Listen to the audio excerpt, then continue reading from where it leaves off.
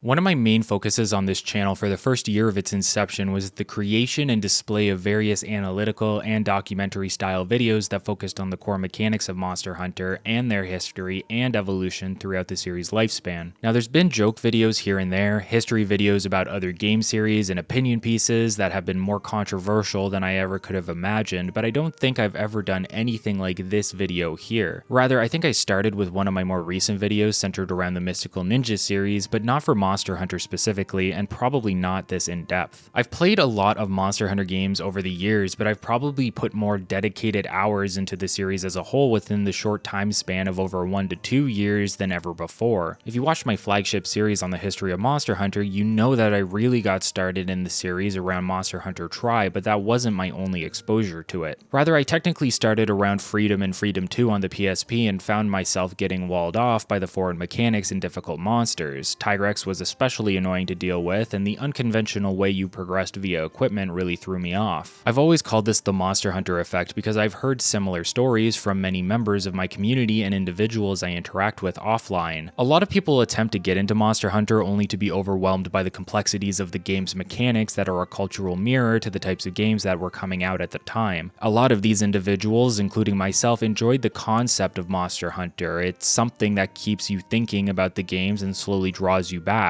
Once I was a little older and had more understanding of various mechanics with the game's design, it was much easier for me to fully appreciate Monster Hunter for what it was and see how I could utilize this respect for the series to push through it. Now, this isn't a law. It's not true for everyone. A lot of people tried Monster Hunter for the first time and were hooked from the get-go. Monster Hunter now, with the release of World and Rise, is even more accessible and welcoming to newer and wider audiences, making it much easier to get into the series as a whole if Generation 5 is one of your first games in the series, but this also makes it a bit more difficult to go backwards. There's a bit of a privilege that comes from starting in Generation 3 with Tri and 3 Ultimate. You're right at the edge of the truly old school experience, starting in a game with some massive design shifts, and you then experience all the new games as they release. Being in a middle point makes it much easier to play the newer releases, but also feel comfortable going back and playing the older games within the series. I started streaming with Monster Hunter 3 Ultimate, and I played through the entire game from the start of low rank to Dire Morales by myself to see if it was possible and to see if the game held up, and it was, and it did. I think a lot of mechanics in 3 Ultimate hold up well in comparison to some of the newer entries in the series, but I never went further back until recently, other than playing entries from Generation 2 backwards for footage purposes, using online save files so that I had access to all quests and weapons and monsters. I never actually sat down and really gave them a shot, maybe picking up Freedom Unite 1 or 2 times to play with a buddy of mine on our Vitas. However, that recently changed. Similar to how I went through the entirety of 3 Ultimate to revisit it, I recently did the same with Monster Hunter Freedom Unite to experience it for the first time. It's a rare thing when you're an avid fan of a series to get to experience something different, and while you may not think so, Monster Hunter Freedom Unite is one of the more unique entries in the series, pumped full of content. More so than we typically see in entries nowadays, it's also a lot more unforgiving. Enemies seem to hit harder, seem to have higher health pools, and weapons you may be used to from previous entries are missing key mechanics from their arsenal that help define them today. However, having recently played through the entirety of the game, I can easily say that Monster Hunter Freedom Unite is one of the best games in the series pre-Generation 3, and potentially one of the all-time best games at that. Today I want to take a look back at this entry specifically and analyze some of its design decisions and features that helped make it such a solid entry in comparison to the games before it, and a staple for the series onwards. One that I would recommend every Monster Hunter fan give a shot. Maybe not as your first exposure to old school, but definitely a game worth working your way toward. This will not be like my historical videos. If you simply want to see what features and mechanics were available within Freedom Unite, I have a video for that you can watch here. This will be more a reflection on my experiences with Freedom Unite, looking at many of the mechanics I was exposed to and considering what was done well, whether it was improved on in the future, and what made this game so satisfying to work through despite the excessive grind. Keep in mind that this retrospective is going to be coming from a solo perspective, and while hub quests are tuned for more than one player, the entire game was completely soloable, and I'll keep that in mind when discussing things like health pools. Additionally, this is from a Blade Master perspective, specifically the longsword, so there will be a fair bit of discussion centered around how the weapon changed from Generation 2 onward and the reception around that. If you enjoy these videos, please consider liking, commenting, and subscribing. It really helps and allows me to keep making this content for you all. well. With that out of the way, I'm SuperRAD, and you're watching the Monster Hunter Freedom Unite Retrospective.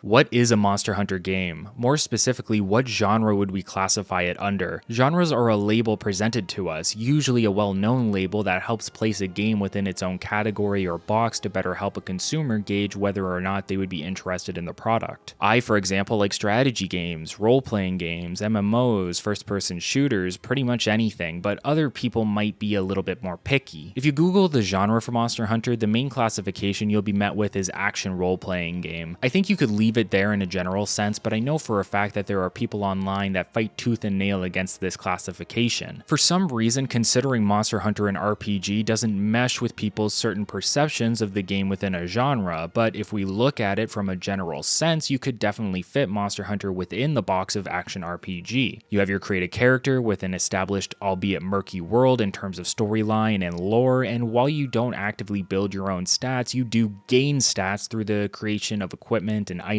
From a broad sense, it sounds like an RPG to me, but why doesn't it to others? Well, you can have a perception of RPGs that is much more specific. Genres aren't laws, and how people perceive them is per individual basis, with some form of general consensus overall. But I think it's more than that. While some may simply think that Monster Hunter doesn't fit within a specific genre because it doesn't follow specific rules of said genre, I think it's more accurate to say that Monster Hunter has carved its own niche. It's created its own box to be placed in due to how unique the mechanics and game loop of Monster Hunter truly are. You could call Monster Hunter an action RPG, but you could also call it a Monster Hunter type game. But of course you could, right? You could call Call of Duty a Call of Duty type game. It doesn't immediately sound like it makes sense, but consider action role-playing games as an overarching genre of broad generalizations. If we look further in, we can find more specific rule sets that help define what type of subgenre or specific genre that Monster Hunter is, and as a game that defines certain aspects of its subgenre, it makes sense to call it a Monster Hunter type game. This is due to us having what some may call clones or knockoffs of the same style. Consider Freedom Wars, Tokaiden, and God Eater, all games that can generally follow the Monster Hunter formula. But are they actually clones, or do they simply fall into the genre of Monster Hunter, a game that created such a unique and expansive design structure that other games could build off of it? It doesn't make sense to call every shooter a Doom clone or a Doom game, but it does make sense to call all of the games similar to Monster Hunter monster hunting type games. They fall within the monster hunting genre, which may or may not fall under the more general action RPG genre. There's obviously exceptions to this. This isn't a rule. We call certain games Metroidvanias, we call other games roguelikes, but then we call a bunch of specific games first-person shooters. Classifications are generally accepted but still all over the place. So what's the point then? Classifying Monster Hunter as a monster hunting game or within the monster hunting genre allows us to explain the overarching scope of the game in a more specific sense. We can look at what mechanics there are within the game and allow those to help define the game within this genre, rather than the more general action RPG. It also stops me from getting comments from people telling me it's not an RPG, so that saves me a lot of time overall. You can use these ideas of the genre to form an opinion on what specific entries within the genre did right or wrong. If you're new to my channel, I originally tried to do something similar about Monster Hunter World from a more critical sense, a video that was very early into my creation process and not one I'm sure holds up to the test of time. I do plan on revisiting said video, but not until I've completely played through World again, but with Freedom Unite fresh in my mind, now is the perfect time to look back on those experiences and consider what was done well and what wasn't. Take a look at the overall design of Freedom Unite and discuss how its influence affected games in the future. A monster hunting game should be easy to explain. You have a hunter or character. Sometimes they have levels and experience, sometimes they don't. But for the most part, they earn new stats and upgrades through the defeat of monsters, which will allow the creation and upgrading of equipment. You can classify Monster Hunter under this genre. You can classify Dauntless or God Eater under this genre. You can even classify Gaijin's favorite game, Soul Sacrifice. I hear about this game all the time on Twitter lately. Generally, these hunts are broken up via quests or marks that the player will have to accept. There's usually an assortment of weapons that work as different gameplay styles and various upgrade trees for the player to work through using monster parts. That's the basic description of Monster Hunter, but I feel like it's difficult to say any of that is actually inaccurate. It's a good descriptor that describes a lot of similar games as well, with Monster Hunter being the one that really paved the way and continues to try and innovate in a way that pushes ahead of the pack. So when we're talking about Freedom Unite, we have a better concept now of what makes it Monster Hunter, and upon release was one of the only new games within the genre. God Eater didn't release until 2010, which was 2 years after the release of Freedom Unite. The only games even remotely similar by this point were previous Monster Hunter games, and if you really want to think about it like this, Phantasy Star Online on the Dreamcast. Monster Hunter Freedom Unite is the G-Rank expansion of Monster Hunter Freedom 2. The games are known as Portable 2nd and Portable 2nd G in Japan, with Freedom being the main localization title for the PSP entries within the series. When I say expansion, you may think I'm referencing some form of DLC or add-on content, but that isn't the case. It's an understandable concept to expect, but not one that Capcom or Monster Hunter adhere to, at least not until World and Generation 5. Instead, Freedom Unite is a standalone entry that revisits Freedom 2 with additional content, meaning you do need to buy the full game again if you already played through Freedom 2, but you'll unlock new equipment, functionality, and the new G rank that is expected from entries like Freedom Unite, 3 Ultimate, 4 Ultimate, etc. Freedom Unite is a large game, so large that they provided the option to allow users to install a portion of their data to their memory cards in order to speed up loading times. It's also chock full with so much content that it's surprising it got localized at all, not just in English but in 5 separate languages, and Capcom had good reason to do this. Monster Hunter's release on the PSP with the Portable or Freedom series was culturally revolutionary for Japan. It was and continues to be a powerhouse game that is played by large amounts of individuals within the population. Minai Matsukawa, a producer at Capcom, even mentioned in an interview for Video Gamer how the PSP and portable gaming was a rarity to see in Japan and then blew up due to the release of Monster Hunter, with the game being played anywhere and everywhere. It's no surprise then that the team would want to ship the game to other parts of the world in order to try and strike gold once again. Unfortunately, while Freedom and Freedom 2 had a dedicated hardcore fan base within a small niche, these games were not as financially viable in the West in comparison to Japan, and Freedom Unite would meet this same fate. As many know, it wasn't until the release of 4 Ultimate and then Monster Hunter World that the games really began to blow up worldwide. Regardless, Freedom Unite was one of the best-selling entries in the series within Japan at the time, and for Japan audiences and the hardcore Western fans, I think it's easy to see why that was. The sheer amount of content within, considered at the time to be a streamlined experience, really allows Freedom Unite to shine in comparison to its predecessors. Not only that, but some of the monsters introduced in this entry were incredibly unique experiences. This was the game to introduce Nargacuga to us, for example, one of my favorite monsters within the series, and generally has one of the best longswords available to the player. Not in this game though. In this game you want to run Copper Blanganga. Freedom 2 and Freedom Unite both take place in Pokke Village. It's potentially one of the better known old school villages within the series for veteran hunters, since it spanned 2 games on the PSP, and those were the most popular entries until Monster Hunter 4 Ultimate, which opted to have the players explore many villages and locales instead. All of the functionality necessary to succeed in Monster Hunter Freedom Unite exists within Pokke Village, so it makes sense that the player would be spending a lot of time here and getting used to the locale. One of the most beneficial aspects of Pokke Village is that you can fast travel between the various locations you're going to be visiting after every quest, at least if you want to keep up on your gathering and craftable items. One of the main reasons I enjoy Pokke Village in comparison to some of the other hub areas in the other entries, like Astera, is because it's so easy to get around. Everything that you need is but a few button presses away, but it isn't perfect, and we'll discuss how visiting Pokke's location after every quest begins to feel like a chore or obligation rather than a fun break from the potential monotony of grinding for specific monster materials. I'm specifically talking about Pokke Farm, an area and aspect of some old school Monster Hunter games that is often looked on positively and generally requested as a returning feature. For the uninitiated, the farms are a way of streamlining the gathering process for many of the non-monster materials in the game that you can typically gather out in the field. Players mine rocks on a cliffside in order to get ores, they can fish, they can catch bugs, and plenty more. You can even plant specific items to grow more of them and fertilize said items to produce a larger yield. Or you can use Poke Points to send Trenya out to gather you more location-specific materials materials, and some rare objects as well. Apparently, Trenia was actually DLC, which is surprising considering he apparently has unique items, and I'm not exactly sure what they do in terms of equipment. He's ingrained in the game naturally. It was actually surprising to find out that he's DLC while writing the script. The player can do all of this and even upgrade various aspects of the farm in order to either get more materials overall or to begin collecting rarer materials that you may typically use through further progression of the game. Upgrading the mines, for example, will eventually allow mining for high rank and eventually G rank ores. This is actually so useful that for the most part, unless heavily forging specific equipment sets, you will rarely see yourself needing to gather out in the field. This is because the farm refreshes after each quest whether the hunter is successful or fails, but an abandon doesn't count for this. So you may now get an idea of what this means. There's roughly 8 to 9 major sections of the farm for you to interact with, and each of those sections can be interacted with again after a quest. Meaning if you want the highest possible yields within a play session, you should be revisiting the farm each time and interacting with all of these time-consuming areas. While playing through Freedom Unite, I found the concept of the farm early on to be fairly refreshing and interesting, but this really begins to grate on you after the umpteenth time you visited to make sure you're not running out of honey. And what's the alternative here exactly? To go out and spend even more time gathering in order to get even more honey when I can just generate it for free automatically within my farm? No, gathering is almost always necessary to some degree in order to speed up the process of getting some of the rarer materials, but the point of the farm is to cut out a lot of the gathering process and allow the player to focus more on the main aspect of Monster Hunter, which is hunting monsters. But there's still a lot of requests for the return of the farm, and the reason for this is because of how future games began to heavily streamline not only the gathering process, but the farm process. Tri and 3 Ultimate were the first games to really show this, with the farm still existing and still being upgradable, but not interacted with in the way that you did within Freedom Unite or Portable Third. Instead, you merely have slots that you can choose an item to be placed in, and then that item gets replicated over multiple quests. You can either come back and get each replica after each quest, or you can wait until the designated number of quests to pick up all of the duplicates at once. Now, this process that we see in 3 Ultimate is probably my preferred. It saves the player the most time outside of a hunt and allows them to quickly get back into one while generating materials and costing resources to use, specifically Pokke points, or I guess not Pokke points because this is 3 Ultimate, so like Moga points or research points or whatever they call them. There's a give and take that doesn't necessarily require the player to interact with the farm after every hunt. That doesn't mean the farm is necessarily wrong or poorly designed. I just look at it as a chore that is highly recommended to take part in by the game in between quests. If the farm is so popular due to its sense of immersion, but it has this issue of needing to be revisited every quest, what is the fix in order to get the best of both worlds? How could we reintroduce the immersive concept of the farm while making it less disruptive to the flow of the game? My suggestion is this: we could combine the two concepts, allow individuals to have access to a multifunctional farm where they gather materials after a quest, but allow those materials to build up over time. If the player doesn't immediately go to the farm after a quest and instead decides they want to take part in another quest right away, allow the items to build up over time, meaning that there would be more to gather once they finally did visit the farm. You could even use research points to bolster either the number per quest or the quality. The farm is a fantastic idea and definitely lends to the aesthetic of certain old school entries like Freedom Unite, but it's not without its faults, and taking a look at what we have now in current generations of the game, we can see how to improve on past iterations in order to bring some of the old school aspect and aesthetic back to the new entries without inhibiting the player base. While that's all well and good for future entries, how does the farm stack up mechanically within this entry specifically? Players start with a very basic farm, usually with one mining node, a bug node, and a row of the farm itself, which can generate certain plant-based resources. The player can then spend Pokke points to either upgrade certain aspects of their farm or unlock new functionality altogether. To help limit the progression of the player, some of the upgrades aren't available at all until you progress through key parts of the game's ranking system. You probably won't be getting many high rank or G rank ores from the farm until you're actually within those ranks. It's a good process that rewards the player for taking part in content that isn't solely hunting monsters. It can be thanks to the training school, which we'll touch on shortly, but I found that the best way to generate large amounts of points very quickly was through low rank gathering quests in the volcano. You can travel to the northernmost part of the map, collect a few burning coal pieces or whatever they're called, powder stones, bones maybe, and carry it back to the camp for a large sum of points. A few trips of these and a few quests and you can easily clear out your entire rank of upgrades fairly quickly. Poke points are fairly arbitrary in this sense and don't have much functionality outside of upgrading your farm. Well, that's not entirely true, as you can exchange these points at a vendor for various useful items like armor spheres or jewels required for crafting decorations, but for the most part these are items you can either get through quests, gathering yourself, or even through the farm after upgrades. It'd be one thing if these were affordable, but many of these items cost almost as much as the best farm upgrades available. It doesn't really make sense to start spending your Poke points on them because it can take so long casually to gain said Poke points unless you're farming them in one of the many gimmicky ways presented to you. Once your farm is fully upgraded, it's free game, but you'll find that your points go up very slowly unless purposefully gathering for trade-in items. The only other effective use of Poke points is Trenya, whom you can send out on expeditions to the various maps in the game. The more points you spend, the better the result, and he has some unique items only found through this process, but honestly nothing that was ever needed from low rank to Rathalos. It's just a point sink if you don't really need to use them anywhere else. The farm is truly at its best as a honey resource. Pretty much one of the most utilized items can be procured from here for free, with up to 6 potential honeys being collected between each quest. Considering how hard monsters hit in this game and how often you'll most likely be healing, honey is a lucrative resource. Mining and bug nodes are another highly useful upgrade to get as early as possible. When the player is specifically focusing on one armor set and weapon, you will rarely find yourself needing to go out for additional gathering materials if you actively hit up the farm in between key quests and monster park grinding. Every necessary ore can be obtained from the farm, something you don't see as much in later entries of the series, and that's good or bad depending on your preference. I don't personally enjoy gathering as much as hunting. I doubt many people do, though I'm sure there will be some people in the comments that want to play contrarian. Within the farm, I found myself utilizing only a handful of what was provided to me. I would generally mine all available nodes and catch all available bugs, but I more often utilized the honey and mushroom gathering spots due to how fast and efficient they were in terms of actually gathering them. Mining and bug catching act as they would on a quest. Meanwhile, honey and mushrooms are gathered basically instantly through a menu. Considering I hit the farm up after almost every quest, I would often find myself being lazy and only grabbing the mushroom and honey which are in your general vicinity. On top of the nodes, there's 2 special locations where you can perform a mini game in order to get more materials. One just requires you to offer a feline a bomb for mining, with the higher quality bombs providing more materials. The second is a bug catching mini game where you time your hammer charge for the best results. Neither of these were particularly necessary, but they helped streamline the process slightly when you didn't want to gather every node. It's not incentivized to gather every node anyway, as the older ones will generally always have a lower tier item available in comparison to the newer nodes that you unlock. And don't even get me started on fishing, an incredibly monotonous aspect of Monster Hunter that was brought to Pokke Farm and not streamlined at all until the unlocking of the casting net. If players early on want to fish at their farm, it's going to be exactly like fishing within a map, and this is an incredibly time-consuming process that was completely remedied in Portable Third by just making the casting net the default. One underutilized area is the giant greatsword cave, which contains a giant greatsword. Players can mine it by offering 2 elder dragon bones, but it doesn't really offer anything of extreme value. Just some entry-level materials that can help build specific equipment trees. You either get a stone or a dark piece, and unless you need a large quantity of these for some reason, you'll rarely if ever actually be stopping by here. I barely ever touched the training school in this game until I needed to make this video. For that reason, I'm not going to focus on it too much because I really believe, from a solo perspective, it's not that important of an aspect in terms of anything you can utilize in the rest of the game. I will, however, give it credit for its set of tutorial quests, which can help introduce a new player to the series without having them get overwhelmed and making these entirely optional. While the first set of key quests are pretty bare bones in terms of engaging content, the bulk of the tutorial is tucked away where you only access and engage with it if you want to. The training school acts as the game's arena, something I rarely utilize within Monster Hunter, but can be seen as a challenge to individuals that want to take part. The first set of fights are generally considered training and give the player an equipment test that will allow them to try out new weapons against various monsters. Then there's special training, which you can see I haven't unlocked in G rank training. It's just a tier higher than normal and also doesn't limit you to the arena map, apparently.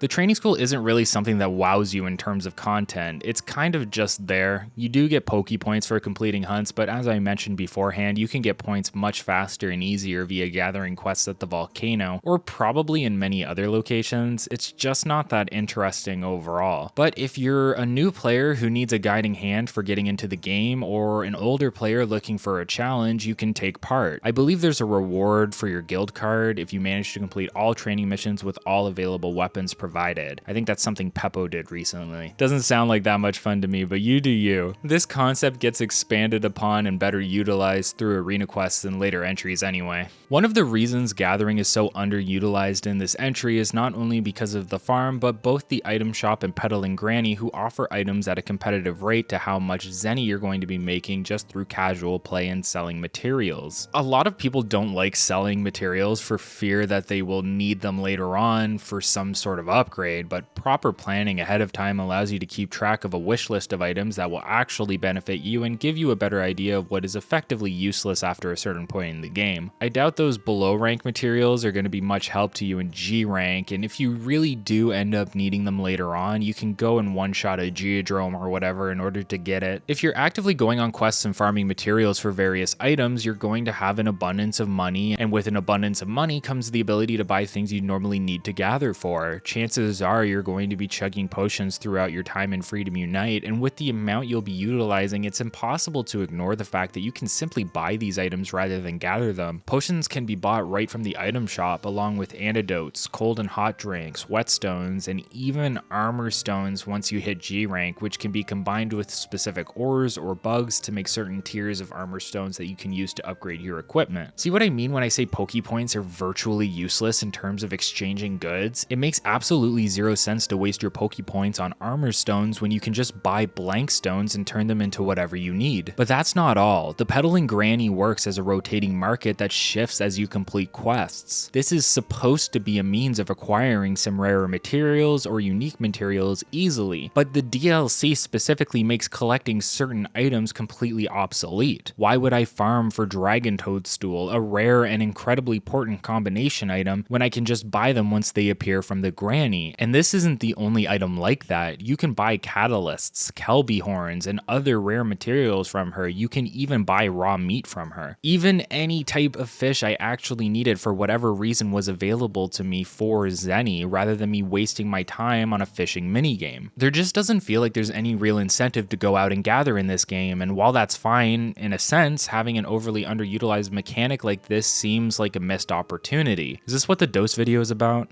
I still haven't watched the dose video, but I will, but it's like 3 hours, so I haven't gotten around to it yet. While gathering may be a rather lackluster experience, don't worry. You're still going to be out and grinding constantly for materials in this game due to the absolute bonkers amount of materials that are required for various upgrades in comparison to what you actually get rewarded after a successful hunt or capture. And this is one of those games where certain monster parts will only break if they receive at least 1 point of elemental damage. One of the longsword weapons required Blangonga fangs in order to upgrade, and you can't break Blangonga fangs without fire damage. However, early on, there's no easy means of getting a fire elemental longsword. You don't have access to Rathalos right away, and the only other fire elemental longsword is Crimson Scythe, which needs Monoblow's horn, and guess what? Monoblows aren't available yet either, so you either get lucky by breaking a Hermitar shell or you move on to something else. I don't know if the comment earlier about the necessary materials required being more in Freedom Unite is actually fair. If we compare the Hermitar Helm Z in Freedom Unite to the exact same piece in Monster Hunter 4 Ultimate, we'll see that the requirements are basically the same outside of localization changes to some of the material names. However, it's not hard to find people that share this sentiment. What is it about Freedom Unite exactly that makes it feel like the requirements are more so than in future entries within the series? The most likely answer is perception. While the requirements are the same, the means of going about collecting them has advanced throughout the years. Monster Hunter 4 Ultimate Ultimate is a much more ambitious game in terms of maneuverability and the abilities presented to the player. Along with mounting, hunts can take a smaller amount of time, meaning you can complete them faster. It also introduced subquests which allow you to finish a quest without completing the hunt while maintaining some rewards. The ability to acquire items has become easier and easier with each iteration of the game, culminating in the release of Monster Hunter Rise, which throws items at you in droves through part breaks, wyvern riding, and quest completion. Comparing this to Freedom Unite, especially from a solo perspective, you are going to be spending a lot more time in a hunt when building upward from low rank to high rank to G rank. It feels like a wall because each hunt can take an exorbitant amount of time only to receive less rewards than you would in later games. While the requirements to create equipment haven't changed that much throughout generations, the process has definitely been sped up and streamlined heavily. How you value that is up to you. Realistically,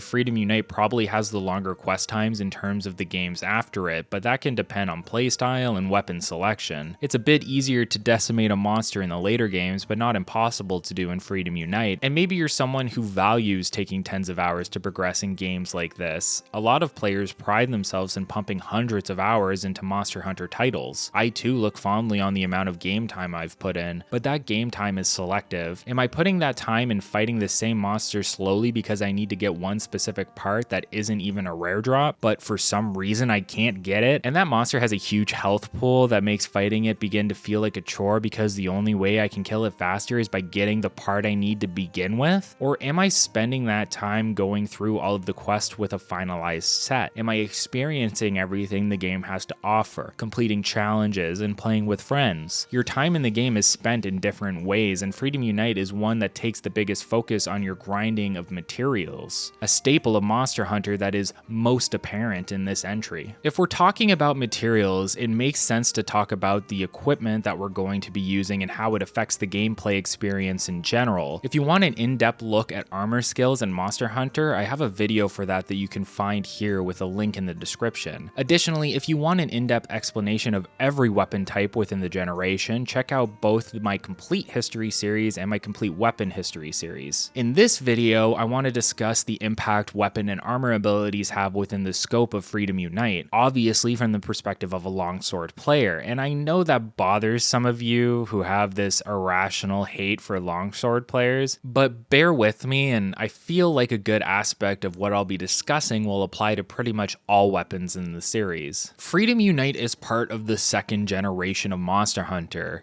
Now, sometimes there's people that misunderstand what a generation actually encapsulates, so I'm going to break it down for you briefly, even though I did it in a previous video. Regardless, the generations are broken up like so. Now, if you don't agree with these, albeit arbitrary distinctions of what a generation is and where each game falls within them, that's okay. But I'm not going to argue the subject, and the video is going to assume this is correct. Generation 2 of Monster Hunter introduced a few new weapons to the series. One of those weapons was Longsword, which in terms of mechanics is a far cry from how it is now in Generation 5 with World and Rise. Even before that though, Generation 2 Longsword is almost a completely different weapon in terms of what you're trying to do with it mid-battle, even in comparison to Generation 3 and 4. Now, I can't speak for any other new weapons in this generation like Hunting Horn, Gun Lance, or Bow, but I can definitely speak for Longsword in letting you know how limiting it is in terms of functionality in comparison to later entries. But that's not necessarily a bad thing. While the Generation 3 and 4 incarnations of Longsword are my favorite, with Generation 5 missing the mark in my opinion, Generation 2 has actually been a breath of fresh air, and I believe some people even consider the lack of certain functionality to be beneficial to the weapon overall. The most well-known incarnation of Longsword has spirit gauge levels which rise with each successful spirit round slash. Each of those levels offers its own boost in terms of damage, but the Longsword in Freedom Unite is much more simplistic in nature and therefore requires less action in order to provide maximum damage. Instead of building up your gauge, performing a round slash, and repeating this process up to the gauge level 3, you only need to raise the gauge once to see the full potential of the weapon. Doing so locks gauge depletion for a limited time, provides a small level of mind's eye, and a small damage boost, while still allowing the user to perform spirit combos. This in turn allows you to worry less about watching the gauge overall and focus more on the matter at hand, in effect the monster you're hunting. When I originally tried out Freedom Unite years ago, this was a detrimental aspect to me. I loved the concept of spirit gauge because it reminded me of powering up over time, similar to something you would see in like Dragon Ball Z. And I don't know, that might be cringe or whatever, but like that's literally what it reminded me of. But I am much more appreciative of the simplicity overall now than back then, when I have more experience with Monster Hunter as a whole. And while I can't talk about the other weapon additions with full knowledge of them, I'm sure that many weapons within this entry are the same. There's a certain enjoyment out of the simplicity of the weapons that we don't see anymore, and it was really one of the major aspects of Monster Hunter for a long time. Having limited options, but utilizing them in a way that allows you to succeed with them regardless. Nowadays, we're all superhuman and Spider-Man swinging around maps, performing high damage counters or special moves like Hunter Arts or Silkbind attacks. So going back to a more methodical playstyle, one where you can count your options on a single hand, is a really unique experience. One of the final and more impactful aspects of your day-to-day life within Pokke Village has to be the Feline Kitchen. This is the area where feline chefs and comrades you hire will actively be stored and utilized. To hire comrades, you talk to the feline granny and purchase them via Zenny, usually at a low level that can improve with use. Much like various other entries in the series, one of these comrades can be slotted in as your palico, and that will participate in hunts with you. Unlike some entries in the series, such as Rise or GU, while you can have multiple felines stored in your kitchen, you can only bring one at a time via excursions, which will in turn help them level up and generate skill points. To prevent other felines from falling behind, you can place them within training regimens, although I never really utilized this. It just wasn't necessary since one feline can generally do everything you need within a hunt. That doesn't mean there aren't differences though. The main feline that I used throughout the entirety of my most recent playthrough had an attack preference for bombs, which is potentially one of the more detrimental abilities a feline can have, since the throwing of a bomb near you can knock you back and interrupt a combo. If you ever thought a longsword user tripping party members was a big problem, I implore you to try out this specific feline build because it's one of the most infuriating aspects of the game. One I was too stubborn to swap out even though I was warned about it from the get-go. Bomb felines have their uses, as the projectiles can sometimes act as sonic bombs, which have the ability of interrupting monsters, especially in hunts against a monster like Nargacuga, whom you can force a knockdown on by sonic bombing it before it pounces. So every feline specialty has some sort of use, with some being more annoying than the other. You could choose to focus on one feline like I did, or you could get an assortment of them and train them regularly so you could pick the right one for the job, depending on what you're hunting for. It's a nice addition, and one I ultimately found too confusing when I was younger and trying this game for the first time, but it doesn't actually take too long to get the hang of it since it's so limiting. These palicos don't need armor sets or weapons crafted for them in the later games. Their stats are dictated based on which feline they are, their level, and what skills you bestow on them, so you really won't be focusing on it much throughout your playtime. As felines take part in training or quests, they build skill points. Those points can then be spent on a variety of skills, but only 3 can be known at a time, and they don't activate right away. Instead, depending on the skill, you'll need to have the feline participate in multiple hunts for them to finally activate. It doesn't really cost you anything to have a palico alongside you, so their inclusion is a net positive, but the skill activation is inherently arbitrary. There's no rhyme or reason for why you have to have the palico participate in a few hunts beforehand in order to activate them. You already generated the points to unlock them, and that should be enough, but it's not for some reason. Feline chefs are more simplistic in design. At first I had no idea how this kitchen functioned or how you would get optimal stat bonuses for whatever quest you were about to experience. Like many other games in the series, there's multiple food types, including meat, bran, fish, fruit apparently, veggie, dairy, and drink, but they are all listed together without any actual distinguishing factor to let you know what type of food they are. Big meat is self-explanatory, and fatty tomato is probably a vegetable, but what about soul beans? Those are apparently bran, but I would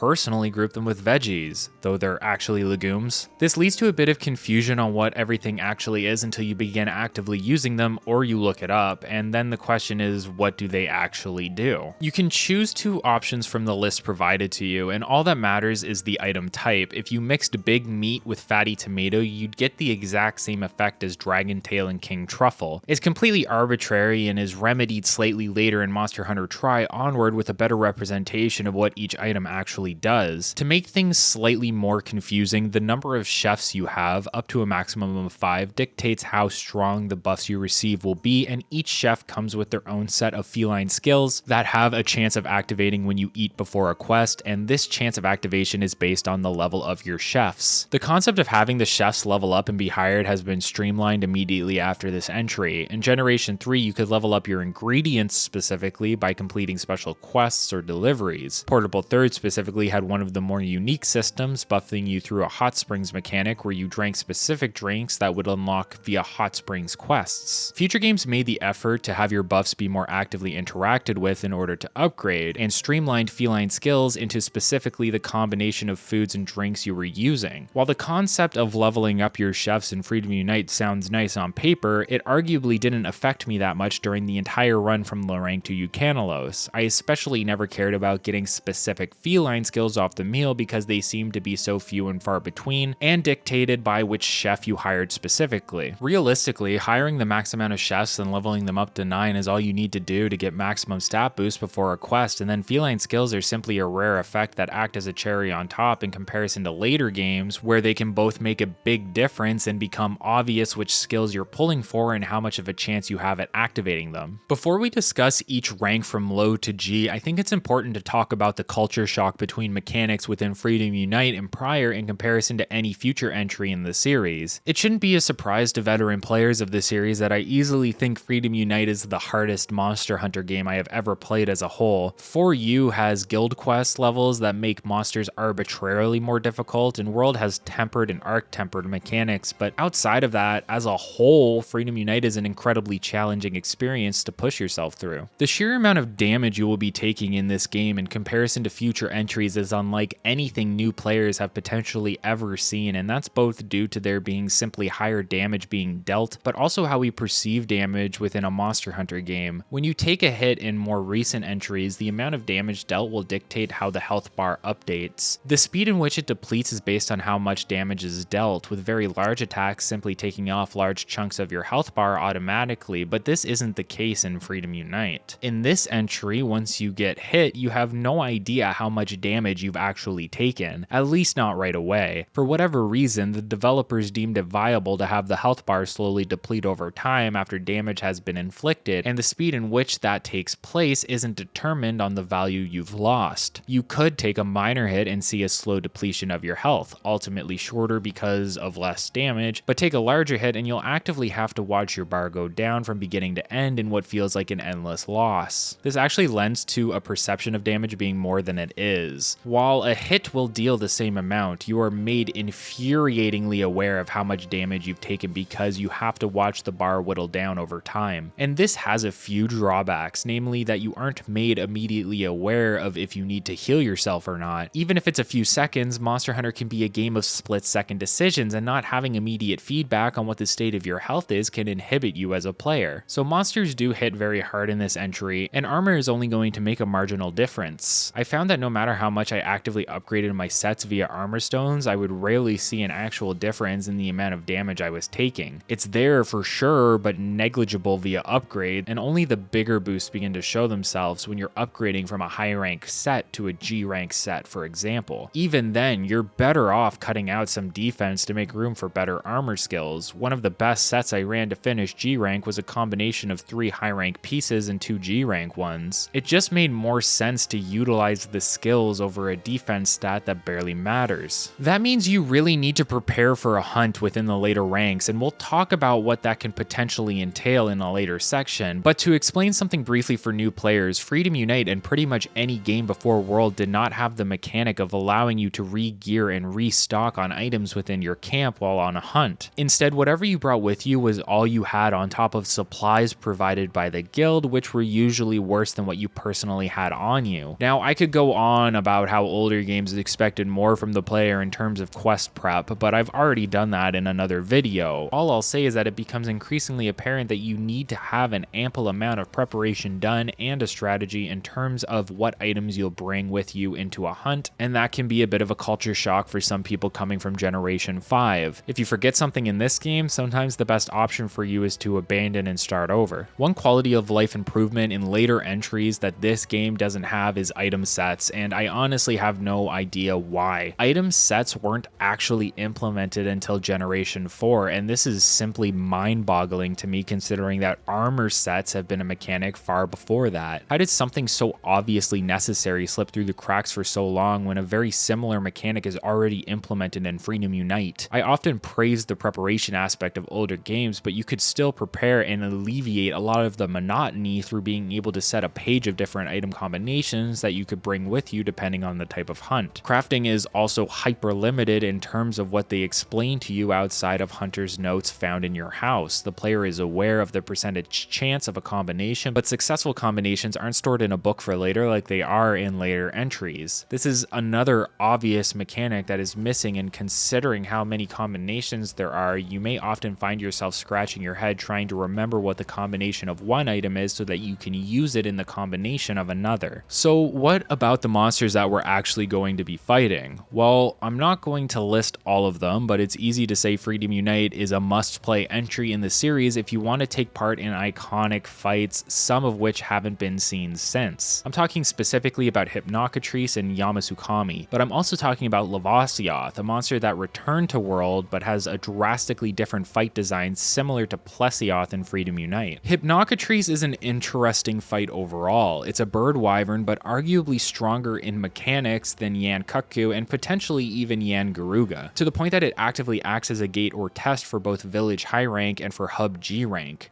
It's an aggressive monster, but it is also hypermobile, and outside of a few select titles, this is basically the only way to experience this fight unless you want to try reviving Monster Hunter Frontier. This is because Hypnocatrice was designed for and introduced in Monster Hunter Frontier, but was planned to be implemented in the portable mainline games for a long time before that. The same is actually true for Lavasioth as well, and while I don't want to focus on it too much, I'd be remiss to not mention Yamasukami in some capacity due to how unique of a fight it is, forcing the player to fight around it within the tower map and actively dodge its tendrils and even crouch under it during a specific attack.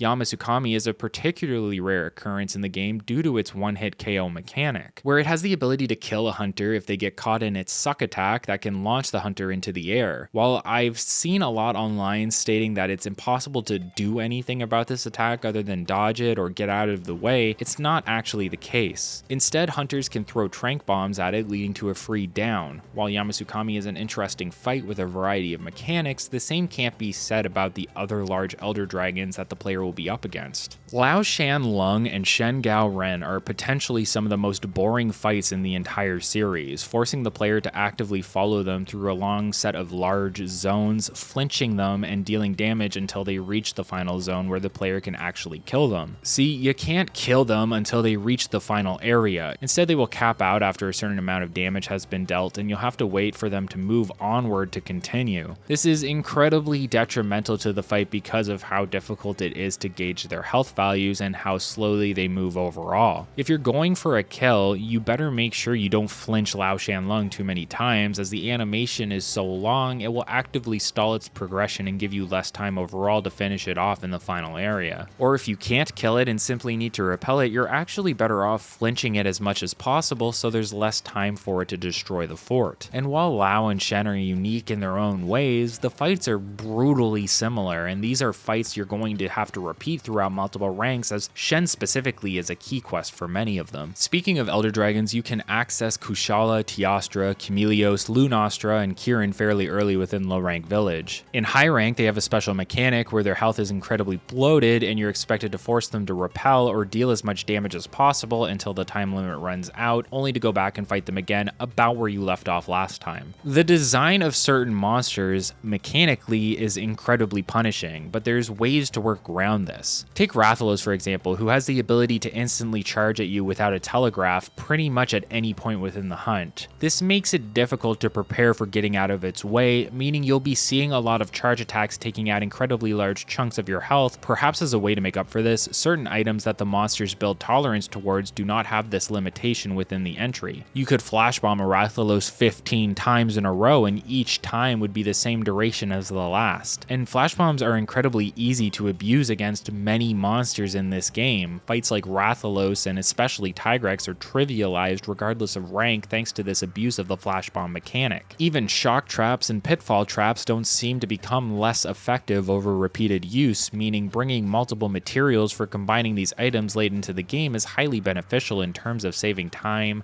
items, and your sanity. It shouldn't be controversial to say that some of these attacks and mechanics were poorly designed. Being able to be attacked at any point by Rathalos without getting an opportunity to dodge isn't very fun or fair, but it really stops mattering as you become more accustomed to abusing your items, and we see these mechanics in the monsters get balanced better in later entries. Monsters like Diablos and Monoblos can be caught in a shock trap, but are simply immune to pitfalls. It isn't explained why, but the best reasoning for this is that sonic bombs perform the same function as pitfalls within those fights and don't have to worry about tolerance, meaning you can easily trivialize them as well. This concept of traps isn't new, and it's stuck around for some time throughout the generations, although much more nuanced. Take Nargacuga and Rajang for example. These monsters aren't affected by certain traps when calm, but become trapped when enraged. Later on, monsters like Zinogre would be able to actually utilize traps in really cool ways. I think it's also important to note just how ridiculous the health pools can get for certain monsters while you're progressing. Even in Village high rank, some of the tankier monsters like Kezu will really take you a fair bit of time to finish off until you learn to utilize items to a point that it's borderline abusive of the game's mechanics. This becomes much more apparent in G rank of course, but that's thanks to me running it without party members, a way that is accepted but not intended within the game's design. The mechanics of these monsters may be hindered by items, but this isn't the only thing working against you. While I have a fair share to say about the Ancient Forest and Monster Hunter World, at the very least when engaging with a monster I can generally see in front of me. That isn't the case with many maps in Freedom Unite. Certain maps especially, like Jungle, are filled to the brim with foliage that seems purposefully designed to completely fill up your screen, making it impossible to even get your bearings, let alone spot the monster within this very small zone you are engaged within currently. This isn't the case for every map of course. Maps like Snowy Mountains or Desert rarely experience these issues, but whenever a map even has an inkling of a forest style design, it can often go overboard to the point that you're fighting the map more than the monster. This is the most apparent issue with maps in Freedom Unite and earlier, but it's not the only one. One of the biggest issues I experienced was with one map in particular, and that's the Battleground map where you fight a Cantor. For whatever reason,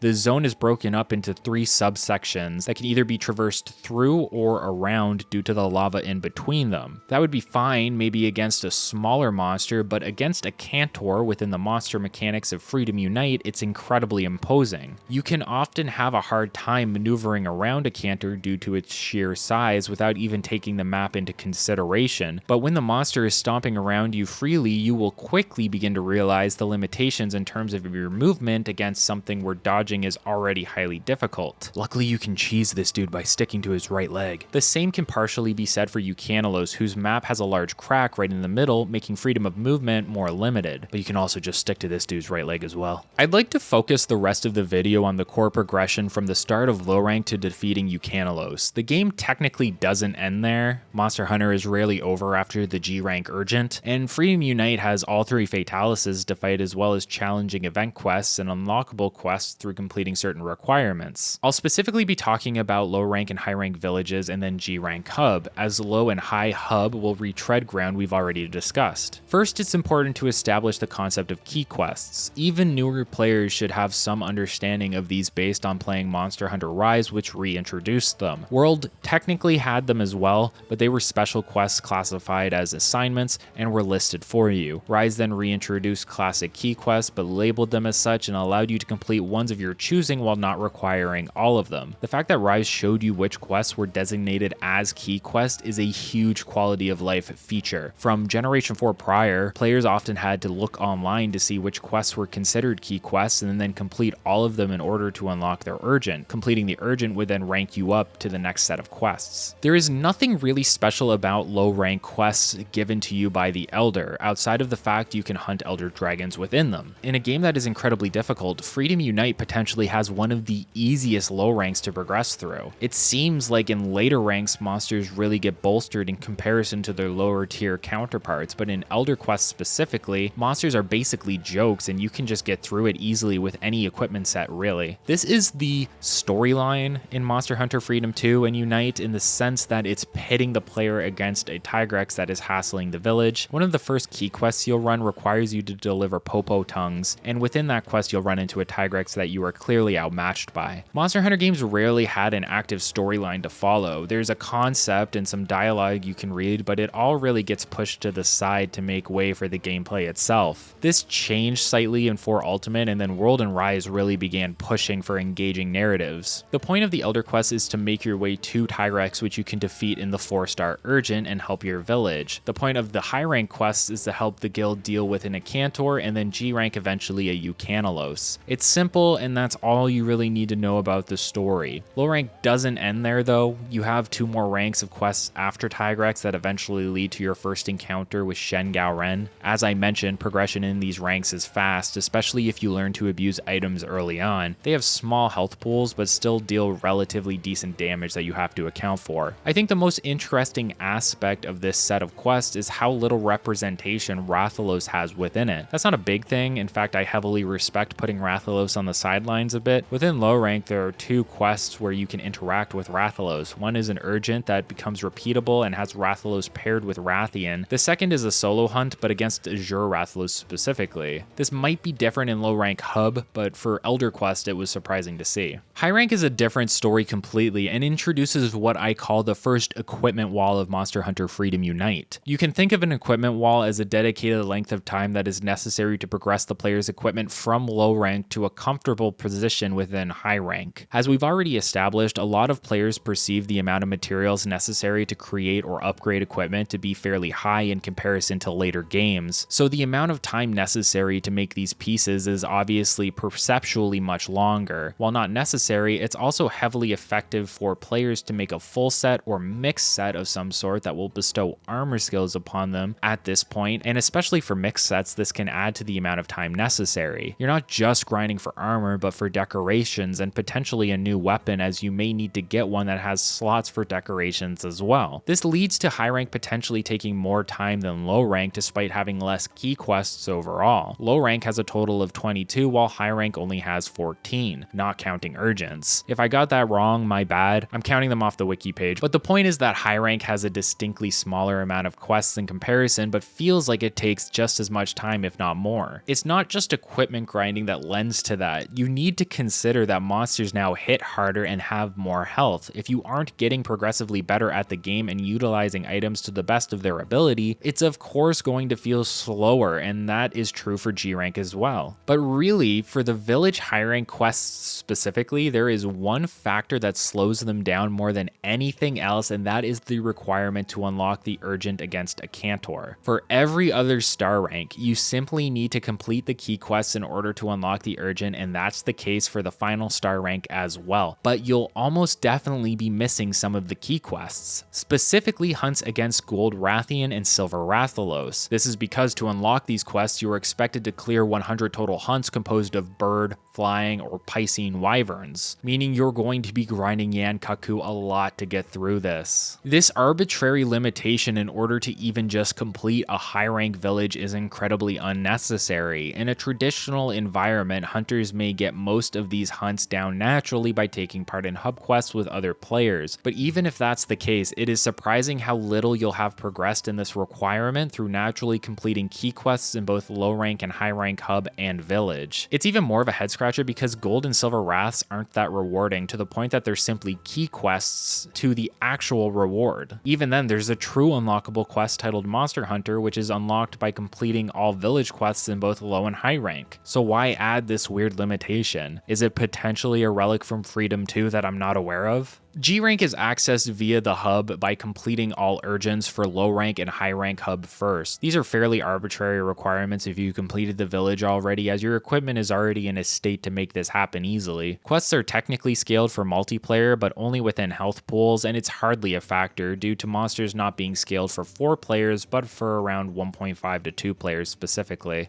That's an interesting thing about hub quests before the inclusion of dynamic scaling. All quests are essentially beatable solo within the online component of Monster Hunter games. They simply take longer. The true test of strength is G rank, since you'll be dealing with stronger monsters and need to defeat said monsters in order to get the gear that will make your life easier. This leads into the discussion of the second and most arduous equipment wall in Freedom Unite. G rank equipment is the most challenging to build into if you want a full G rank set, and ultimately unnecessary to do so. While you definitely should get some pieces in order to boost your defense against G rank attacks, most players can rework their sets by fitting in some high rank components. We've already discussed how skills are more important than the defense stats, so by sacrificing some defense, you can actually make your life a lot easier. I personally only needed to grab 2 or 3 Terra Shogun Shianatar pieces once I reached G rank. The rest of my grinding focused on creating the Copper Blangonga longsword and getting it to its maximum upgrade. This is also when item prep becomes the most apparent and arguably necessary. Considering how high the health pools are and how hard the monsters hit, it makes sense that you're going to be working through a lot of items and health pots in the process. I often found myself stocking up on not only flash bombs, but the materials to craft them. For particularly difficult hunts, I would bring potions, mega potions, max potions, an ancient potion, and the materials to make even more potions if I ran out. And I would always bring as many traps as possible and the mats to make them. I had my charms and talons and stamina raising items all ready to go, and I generally had all of this prepped for every quest because you never knew how awful some of these fights were going to be. Do you see why item sets would have been so nice here? Monsters like Kongalala and Rajang aren't easily abused with flash bombs, so you have to rely on other strategies to defeat them, and believe me, I did. I became accustomed to fighting not 1 but 2 Rajangs in G rank because it was the quickest way to get the materials I needed for my endgame longsword. This is also where you'll naturally run into Yamasukami due to it being a G rank urgent, but I just want to take a second to mention some of the most iconic hunts in this rank, specifically the G rank Plesioth quest, something that wasn't required to fight until G rank, and showcases why the monster became such a meme to begin with. The hip check is a very real adversary against melee hunters and takes a lot of getting used to in order to survive against and figure out how to dodge, or at least anticipate so you can move out of the way. There's also the double Black Diablos quest, and if you don't know, Black Diablos have an unusually positioned weak points located at the tail and I think the membrane of their wings or something. Even as a duo quest, this hunt can take an extremely long time, to the point that it has become a notorious aspect of G rank to MHFU players. G rank technically ends with Eucanalos, and the encounter plays out very similar to the Acantor fight with a few mechanical changes, namely the Eucanalos charge attack that is notoriously difficult to dodge, but doable. Eucanalos was a very satisfying end to the game's natural progression, much more satisfying than Dire Morales in 3 Ultimate, which had a large amount of design flaws I'd like to talk about in another video. And you're heavily rewarded for defeating Eucanalos. On top of being able to upgrade all of your armor further, you can also craft special versions of old weapons which will have G rank stats. This is especially good for Blangonga since it goes from being ice elemental to raw damage as you transition to copper, but now you can get a G rank equivalent that keeps the ice element.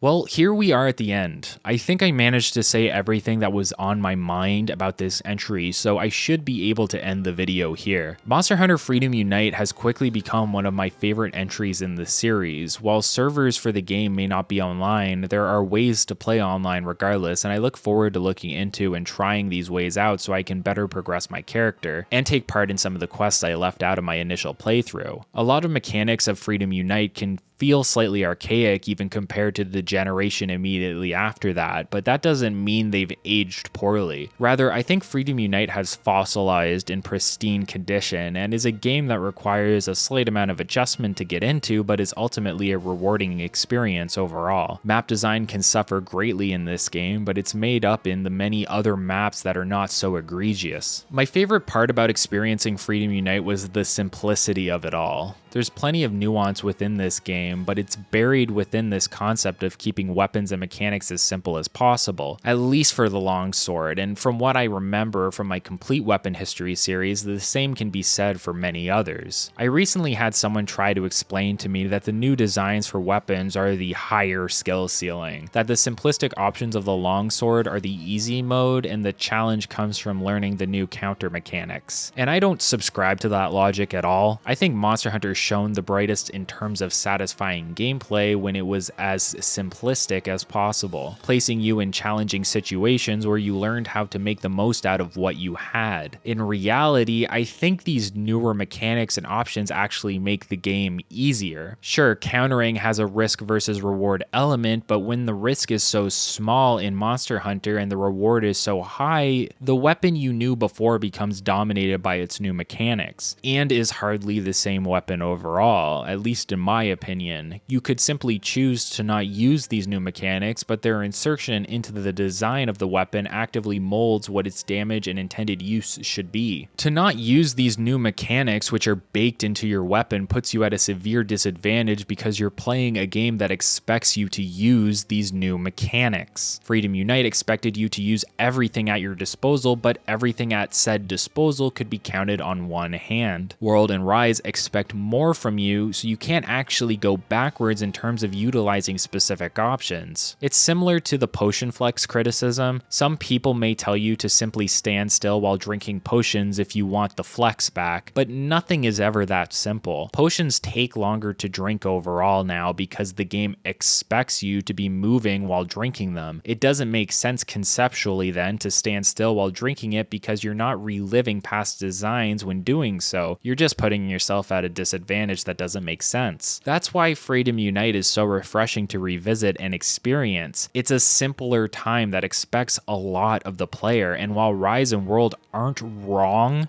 for treading new ground and creating large design shifts, it's still nice to look back on what we had before and consider what the benefits of this simplistic style were in comparison to the generations onward. Pokke Village was a great hub, and while the farm may be considered overbearing, I think a few small design choices could see it coming back with open arms from the community. A lot of the issues with Freedom Unite were fixed or adjusted in later entries, and I hope to someday make a video on those entries as well. But for now, I'll leave you with Freedom Unite, one of the best Monster Hunter games in existence.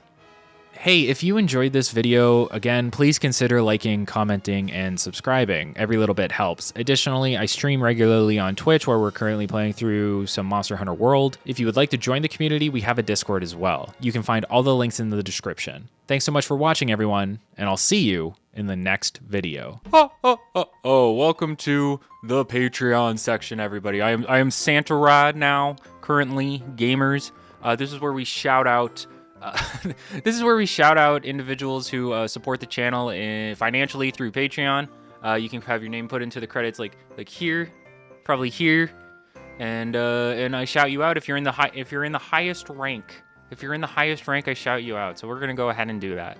Irrational, thank you so much. Lipsil4, thanks so much. Ashton Price and Ryan Rocks, thank you for the G rank tier. Disparity, thank you for the G rank tier. Joyce Sanders and Beyond the Time, thank you so much for the G-Rank tier. Christopher and Nolan Brookman, thanks so much. IBM 200, thank you so much. Carl the Crab and Mo Al-Kasemi, thank you so much. Captain Zeba and Kinky King, thank you. I did those backwards, my bad. Cyberworm, and Kathleen Medjuk, oh my god. Kathleen Medjuk, thank you so much. Crunchy Cowru, thank you so much. Jonathan Strange Lee, thank you so much. Rosaleo Gracias, and Mr. Janky, thank you so much for all the support, everyone. I appreciate it. Anyway, thank you guys so much for supporting the channel. Thank you so much for watching, and I will see you in the next video. Ho, ho, ho, ho, ho.